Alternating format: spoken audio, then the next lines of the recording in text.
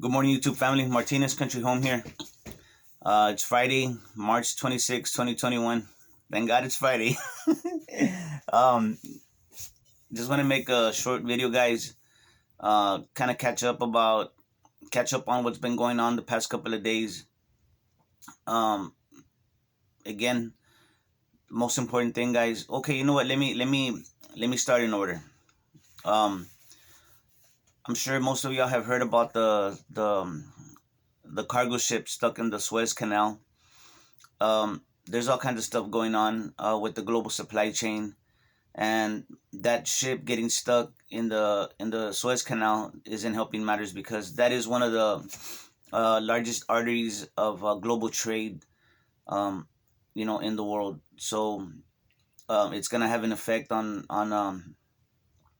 global supplies. I don't know where the ship was heading, but it is gonna have an effect. Now, with all this talk of supplies being short, uh, prices high, I can say that I know for a fact that a lot of products that come from overseas, at least here in the United States, we're seeing shortages of that. I know because in my profession, a lot of times I have to order supplies for the apartment complex that I take care of, and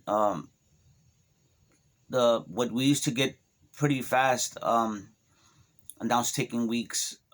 Some parts, and I've always been good about ordering ahead. I have that prepper mind frame of uh, ordering supplies to have them on hand, because when I get a work order or something, I like to do it that same day, or at the very least the next day, in case I have too many work orders or something. But I like to have those parts on hand. I don't like making the resident wait.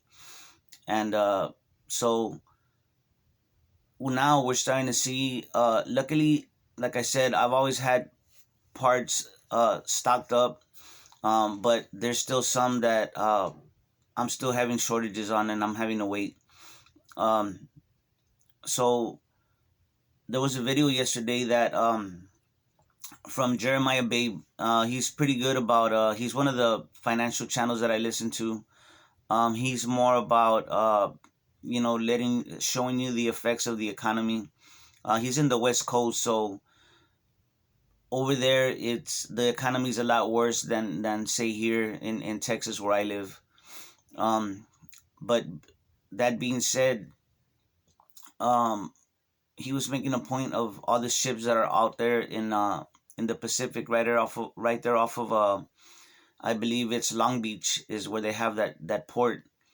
Um, so guys, I know sometimes y'all hear the term trade deficit, right? And when I was younger, before I kind of like was hip to the way the financial system works, and before I was aware what these terms exactly mean, I had a very basic understanding of trade deficit, right? Where or from high school. In trade, you have a balance. Either you when you export to another country, um, that and you also import from that country. So you send goods over there, and they send their goods over here in a show of, uh, you buy my stuff, and I'm gonna buy some of your stuff, right? And normally you try to keep a balance, so that both countries benefit. Uh, so in the 80s, the United States started. They got into NAFTA, and that's another discussion. But that was a North American Free Trade Agreement. Um, they basically sent all the manufacturing jobs out of the country.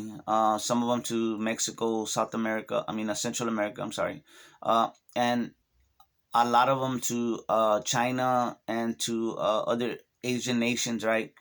Bangladesh. You have a lot of products from Bangladesh, Pakistan, stuff like that. And so they try to sell it as that, we're gonna have low prices, right, for these goods. But the thing was that that was really a scam.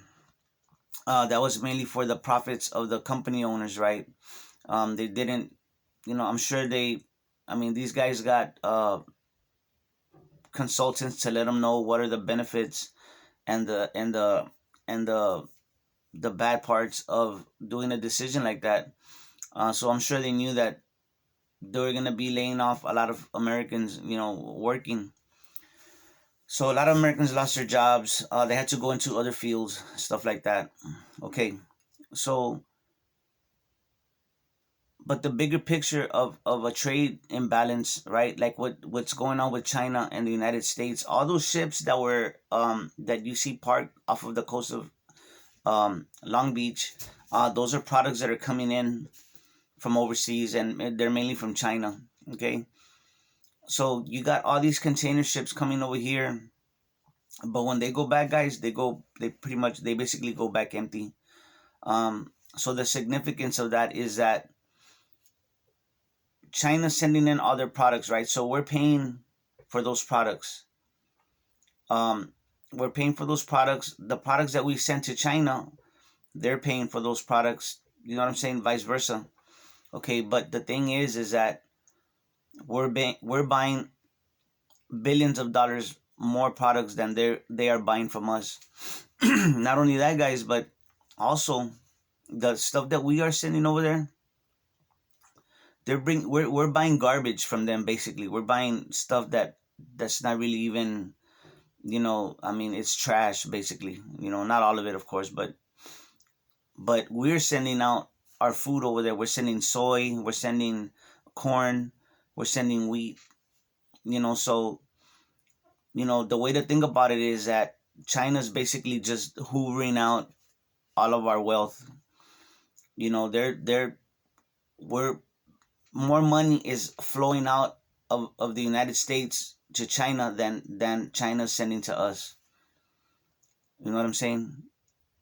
They're they're dominating trade, and while they're making all this money off of us, excuse me, they're making off this money off of us, buying treasury bonds from us. Guess what they're doing with all that money, guys? They don't really want American dollars. They pretty much the most of the world doesn't want them. So what the Chinese are doing is they're improving their infrastructure, they're improving their own nation, right? But also, guys, they're using those dollars to buy real estate here in America. I mean, look it up. I'm not making this up, guys. They're buying up a lot of property here in America, and not only that, guys, but they've bought a lot of influence in Washington D.C.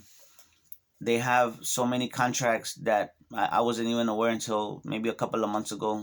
There was a report of how the Communist Party has infiltrated the United States. So the big picture, guys, is that our economy is hurting, and one of those, and a sign of that was all those cargo ships just parked out there. There's so many of them. I mean, they're unloading stuff. Um, so I'm gonna leave a link in the description so y'all can check out that video and y'all can see all those ships parked out there. I mean, just waiting to unload. Um, you know, Another thing, guys. I've been picking up, picking up my preps, right? Um, and I've noticed, of course, like I'm sure many of y'all have, all the prices that are going up, and the gas here kind of stabilized. The gas, as far as yesterday, we're still in that range from like 244 to 249 range. There's some 250, 255. Let's say 240, 245 to 255 is the range that I've seen. I saw a gas station that was pretty low, about 239, but for the most part, it's in the 240s to the 250s, in that range. So it's kind of stayed in that range. Um, so uh, guys, just I've realized that these preparations that I've been making for the whole year, they really have helped uh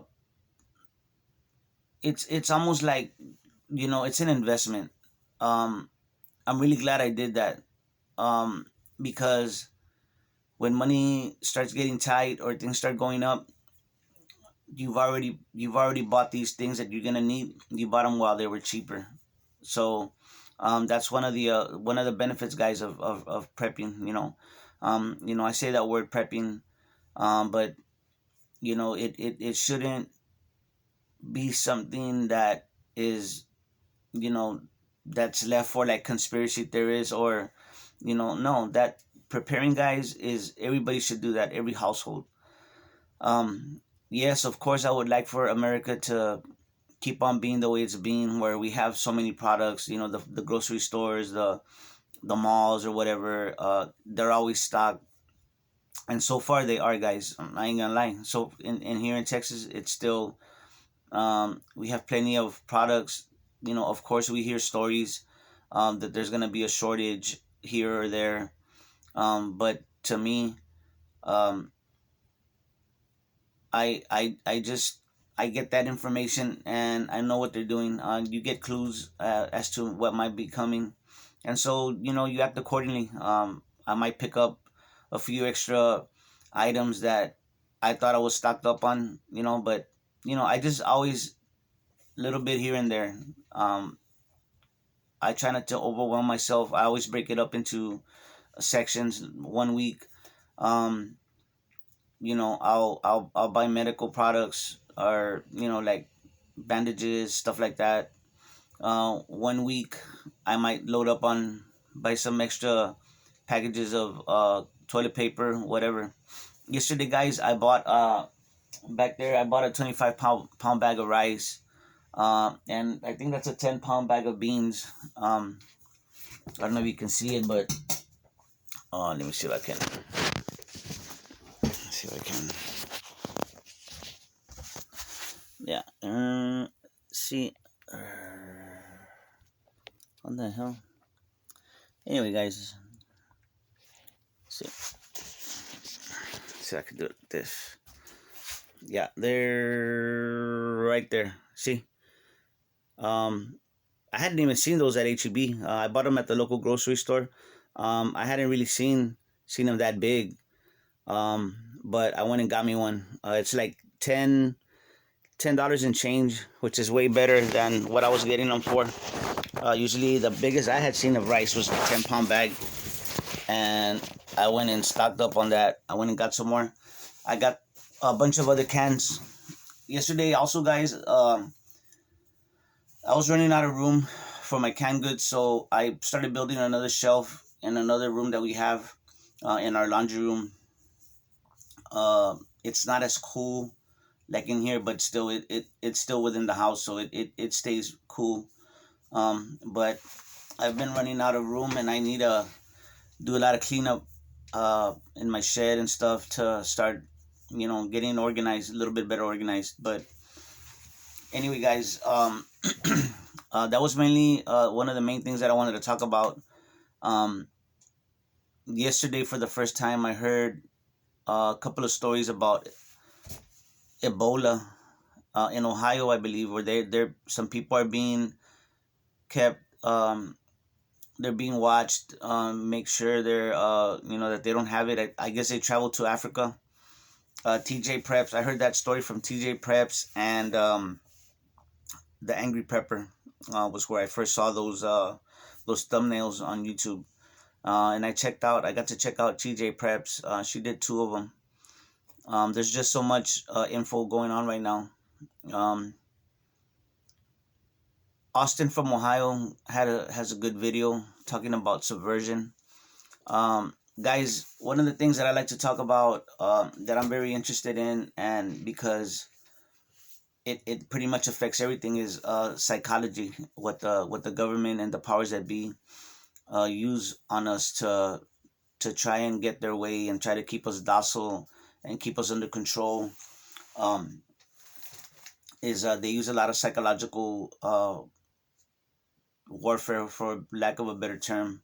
That's what they do, guys. And so he has a pretty good video. Austin from Ohio. I believe it's Austin from Ohio too. But y'all check it out, guys. This guy's makes some great videos. So it's Friday, guys. It's supposed to be a beautiful day again. It's been a beautiful week. It's been very busy for me at work. So the days have been going by very fast.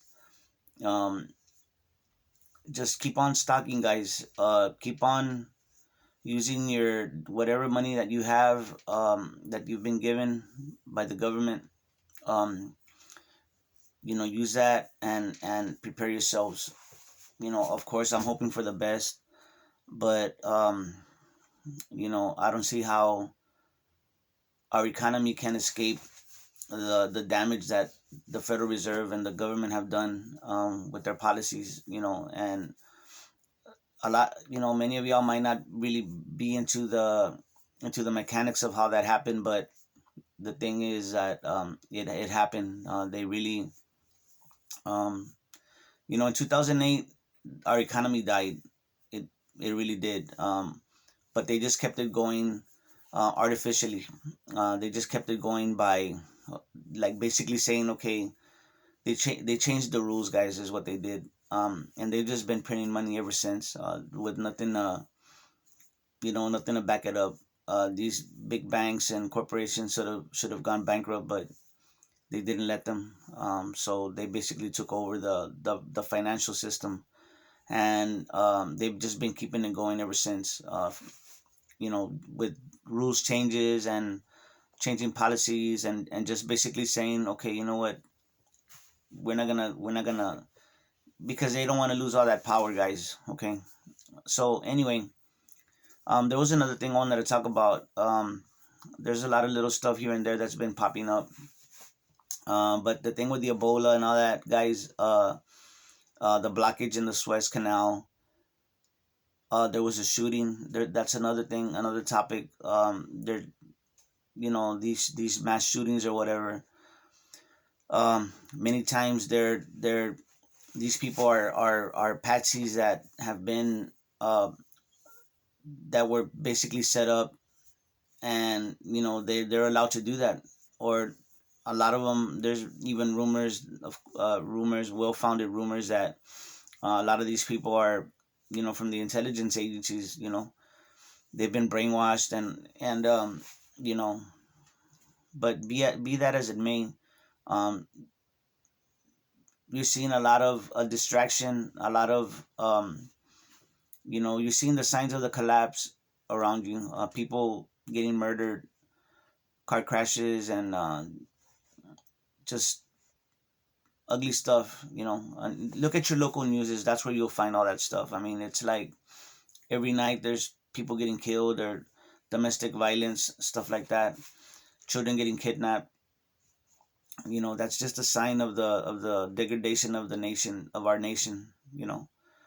But you just gotta make the best world you can for your house, for your family. And when you're prepared, you're able to. When you're prepared, you can concentrate on other things. And it's like an insurance policy, guys. So um, keep the Lord in your heart. Keep God in your heart, and be good to each other out there, because it's just, we're gonna have to, you know we have to be examples to our neighbors and to our family. You know what I mean? And we gotta be good, moral people. And when somebody tries to cross that line with you, like I said before, you check their ass. And just, you know don't let them cross that line. And you do it assertively, and because you're gonna have to get that mind frame of, um, you're gonna have to get into that mind frame of that things are gonna be getting worse. And there's bad people out there that they don't care, they don't have morals. And so when you're dealing with those kind of people, you're gonna have to deal with them on their level. you know um, that reminds me, Angry Pepper made a good video about that, about dealing with evil people. So anyway, guys, you know you have a blessed day. Y'all have fun with your families. Spend time with your loved ones. And let's just live life, guys. So, like I say, y'all take care of each other and love each other out there, because that's what we're here for. God bless, guys.